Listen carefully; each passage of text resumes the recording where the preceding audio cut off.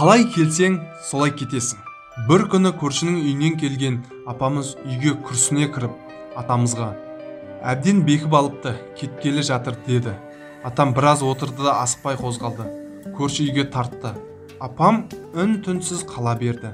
Біз баламыз. Атамның ізінше әлгі үйге ентігіп кірдім.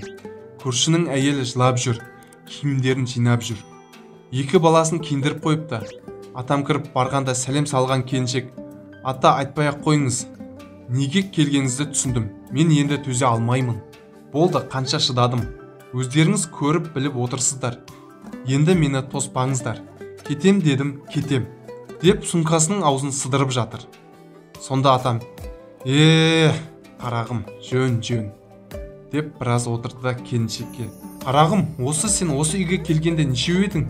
деп сауал қойды. Келіншек жауап бергісі келмесе де атамнан именіп: "Бір өзім" деді. "Ендеше қалай келсең солай кетесің. Андағы екеуін шешіндір. Руы бөлек, өзге әулетке жәутеңдетпе. Мұнда ел бар, аштан өлмейді, көштен қалмайды. Өз жұртының ішінде өссін, ата дәстүр солай" деп сөзін салмақтап аяқтады. Сонда не болды дейсіздер ғой? Келіншек өкіріп жылап екі баласын бас салды. "Мен бұларды тастап қайда кетем, ата?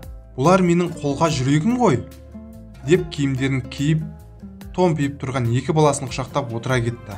Жылап отырып екі баласын шешіндіре бастады.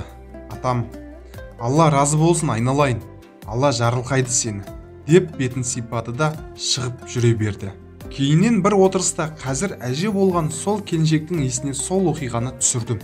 Әлдеқашан дүниеден өтіп кеткен атама ризашылық айтып, сол екі баланы құшақтап отырған қалпымда қалып қойдым ғой.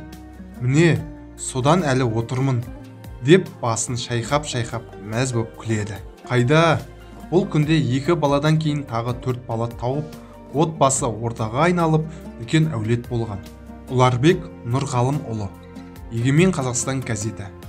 Каналымызға тіркеліп, пікір білдірсеңіз жеткілікті.